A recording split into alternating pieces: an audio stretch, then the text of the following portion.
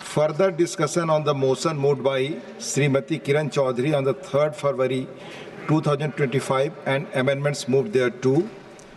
On the 4th February 2025, Sri Devendra Pratap Singh had not concluded his speech while participating in the discussion. Therefore, I call upon Sri Devendra Pratap Singh to continue his speech on motion of thanks on the President's address. माननीय देवेंद्र जी, please.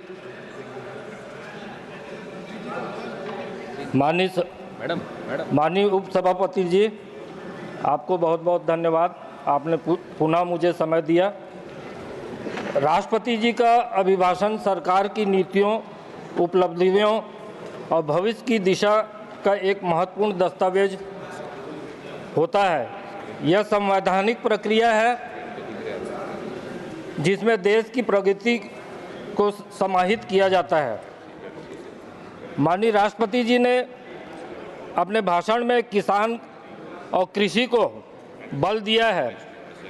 माननीय सभापति जी, कल परसों मैं आदरणीय सांसद श्रीमती रंजीत रंजन जी को सुन रहा था और जिस प्रकार से उन्होंने बताया कि किसान आजकल आत्महत्या कर रहे हैं और बदहाल स्थिति में हैं, मैं आपके माध्यम से उन्हें ये बताना चाहता हूं कि छत्तीसगढ़ में किसान परिवार से आने वाले लोग ने खेती के वो कठिन दौर भी देखे हैं कांग्रेस के समय के, जब कड़ी मेहनत से धान उपार्जन के बाद किसान भाई मंडियों में धान लेकर जाते थे और उन्हें औने पौने दामों में बेचना पड़ता था। उस समय किसानों के परिवार को भरण पोषण करने अत्यंत कठिन होता था। खरीफ फसल के बाद उनके पास राज्य में अन्य राज्यों में जाकर मजदूरी करने के अलावा और कोई काम नहीं रहता था। श्रद्धेय अटल जी ने जब छत्तीसगढ़ राज्य का निर्माण किया तो धान खरीदी की एक व्यवस्था शुरू की गई। यह सुनिश्चित किया गया कि जिस छत्तीसगढ़ को धान का कटोरा कहा जाता है में कोई भी व्यक्ति भूखा ना सोए। इस उद्देश्य से मुख्यमंत्री खाद्य सहायता योजना की भी आरंभ की गई।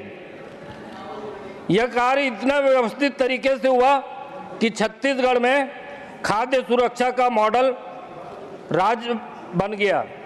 मुझे याद है छत्तीसगढ़ बनने के शुरुआती दौर में धान खरीदी लगभग 4.63 लाख मैट्रिक टन थी, लेकिन पिछले बार यह आंकड़ा 145 लाख मैट्रिक टन तक पहुंच गया। यह इसलिए संभव हुआ क्योंकि हमारी सरकार ने किसान भाइयों को धान का उचित मूल्य प्रदान किया है। हमने किसानों से 3100 रुपया प्रति कुंटल तथा 21 कुंटल प्रति एकड़ की दर से धान खरीदा है। किसानों से किए गए वादे के अनुरूप हमने 13 लाख किसानों को 2 वर्षों का बकाया बोनस भी दिया। इन सभी प्रयासों से परिणाम स्वरूप पिछले सत्र में हमने किसान भाइयों के खाते में 49,000 करोड़ रुपया अंतरित किए हैं। लगभग 2.5 महीने से राज्य में तेजी से धान खरीदी जारी है। हमारे किसानों के खातों में लगातार समर्थन मूल्य की राशि भेजी जा रही है। प्रति कुंटल की अंतर की राशि 800 रुपया हमारी सरकार द्वारा इनपुट सहायता के रूप में एक मुश्त फरवरी माह में किसान भाइयों के खाते में भेजने का निर्णय लिया है। इसके साथ ही प्रदेश में भूमिहीन कृषि मजदूरों के लिए हमने दीनदयाल उपाध्याय भूमिहीन कृषि मजदूर कल्याण योजना की भी शुरुआत की है। इस योजना के तहत 5,62,000 भूमिहीन कृषकों को प्रतिवर्ष 10,000 रुपया प्रदान किया जा रहा है। यह हमारे शुभ संकल्पों और अच्छी नीयत का परिणाम है। आज छत्तीसगढ़ में किसान बेहद खुशहाल है। प्रदेश में पलायन रुका है और किसान खेती में निवेश कर रहे हैं क्योंकि उनके खेत से अच्छी आय मिल रही है। माननीय सभापति जी, मैं आपके माध्यम से आपका समय खत्म होने वाला है, आप जी। कंक्लूड करें। जी सर, मेडन स्पीच से 2-4 मिनट बढ़ा के ना ऑलरेडी आप मेडन स्पीच का समय ले चुके हैं। जी। आप कंक्लूड करें। माननीय सभापति जी, हम जनजातीय समाज सदैव राष्ट्र के निर्माण में अपनी महत्वपूर्ण भूमिका निभाते आए हैं और आगे भी निभाते रहेंगे।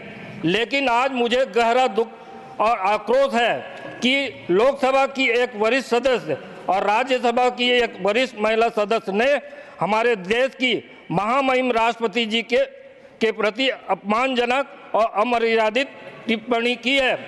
इन अमर्यादित टिप्पणी ने न केवल महामहिम राष्ट्रपति जी का अपमान किया है बल्कि पूरे जनजातीय समाज एवं देशवासियों की भावनाओं को भी गहरी ठेस पहुंचाई है।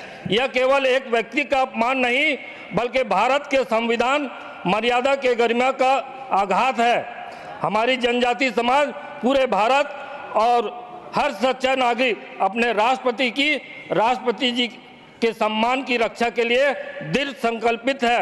महामहिम राष्ट्रपति जी के केवल इस देश के प्रथम नागरिक नहीं बल्कि हमारी आशा, आत्मसम्मान और गौरव का प्रतीक है। हम ऐसे किसी भी अपमानजनक आचरण की कड़ी निंदा करते हैं और यह सुनिश्चित करने के लिए संकल्पबद्ध हैं कि देश संवैधानिक गरिमा अक्षुण्ण बनी रहे।